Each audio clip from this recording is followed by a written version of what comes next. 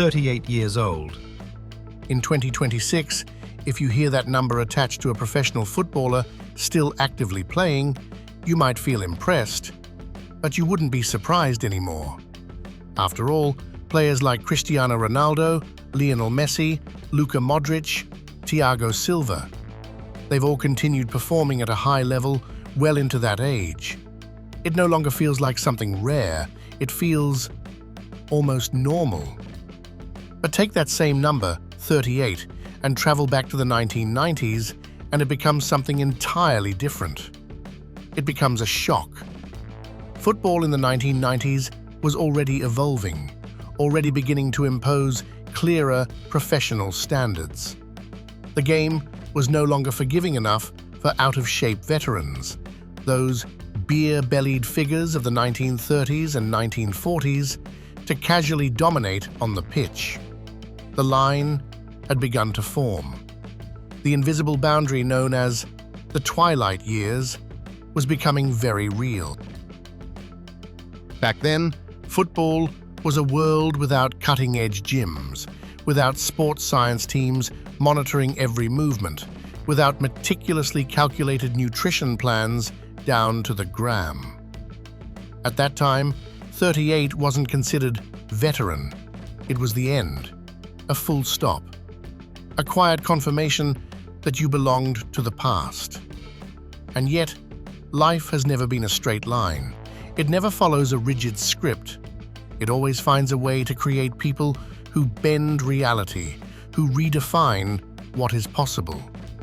And that is where the story of the old man, Roger Milla, begins, at the 1990 World Cup. There's a truth that often gets overlooked. Even Roger Milla himself had once accepted that his story was over. And Milla had made peace with it.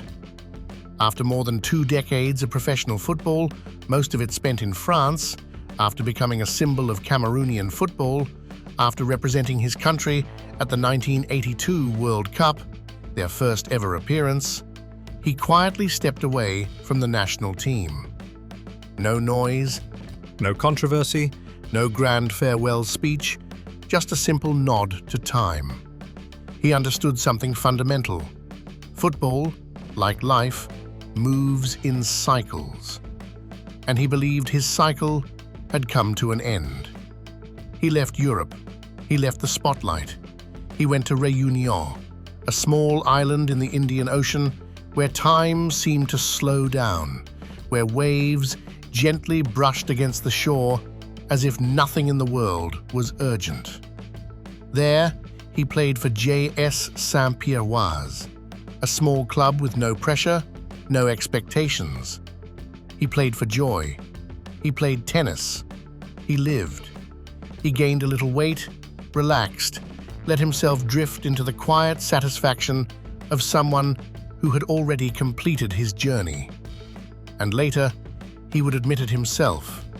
Ending his career that way felt beautiful. But football, like life, doesn't always allow for such peaceful endings. While Milla was enjoying his calm, Cameroon entered a period of instability.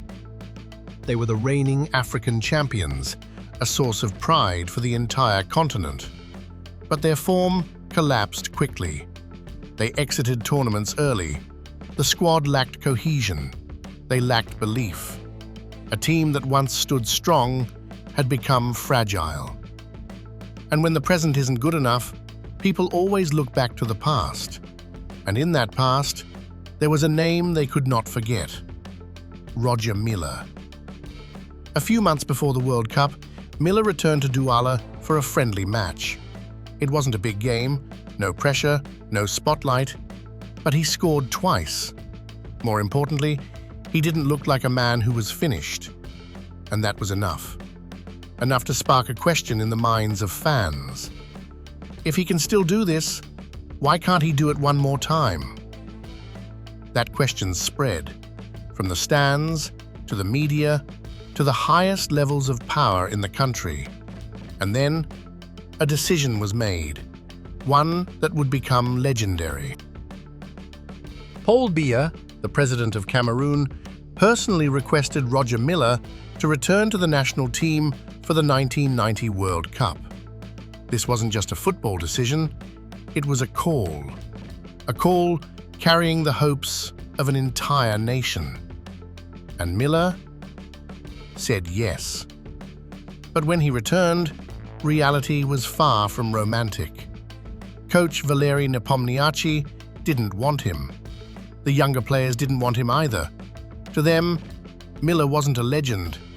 He was the past, a distant memory, an old man, slow, heavy, out of place in the pace of modern football of that time. And the first training sessions seemed to confirm their doubts. Milla struggled to breathe. He moved slowly. He couldn't keep up with the younger players. There were glances, whispers. Yeah, he's finished. And if the story had ended there, they would have been right. But there was something they didn't understand. Players like Roger Milla are not defined by speed or physical strength. They are defined by instinct, by experience forged through years of survival in the game, by a pride that refuses to let them fade quietly into nothing. Milla didn't argue, he didn't react, he just trained. Slowly, silently, like an old lion catching its breath, preparing for one final hunt. Cameroon arrived in Italy as a team no one believed in. In their opening match, they faced Argentina, the reigning world champions, led by Diego Maradona. A match most of the world thought was already decided before kickoff. But football doesn't always follow logic. Cameroon won, 1-0, and they did it while being reduced to 10 men, then 9. It wasn't just a victory, it was a statement. And yet, in that moment, Roger Milla was still just a name on the bench, a super sub, a supporting character. But sometimes, history is written by those who begin outside the spotlight. Then came Romania. Milla came on from the bench. No one expected anything special. He didn't have the pace of youth anymore, no explosive bursts, no dazzling speed, but he had something no one else had: timing. One movement, one moment, goal. At 38 years old, he became the oldest goal scorer in World Cup history at that time. But what made the world remember him wasn't just the goal, it was what came after. He ran to the corner flag, and he danced. A spontaneous dance, pure joy. No script, no preparation, just emotion. And in that moment, the world realized this man wasn't just scoring goals, he was telling a story. From that moment on, everything changed. Cameroon was no longer an underdog, they became a phenomenon, and Roger Milla became the soul of that phenomenon. In the round of 16, they faced Colombia. The match went into extra time, and then one of the most iconic moments in World Cup history. Colombia's goalkeeper, René Higuita, famous for his adventurous style, dribbled the ball out of his penalty area. A bold decision, a moment of confidence, but also a mistake. Milla, at 38, chased. He accelerated, he stole the ball, and he scored into an empty net. It wasn't just a goal, it was instinct. The instinct of a man who had lived football his entire life. He scored another. Cameroon won.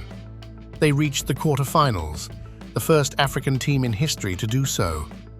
Back home, thousands flooded the streets. They weren't just celebrating a win, they were celebrating a dream reignited by a 38-year-old man. The quarterfinal against England was the peak of that journey. Cameroon took the lead.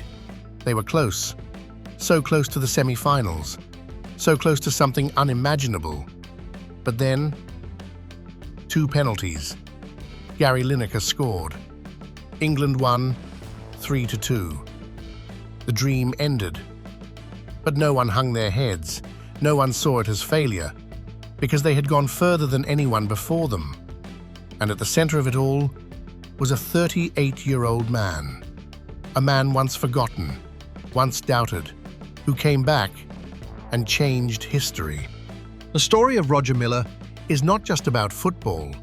It is about being human, about refusing to be defined by age, about rejecting the idea that "it's over" is ever a final conclusion.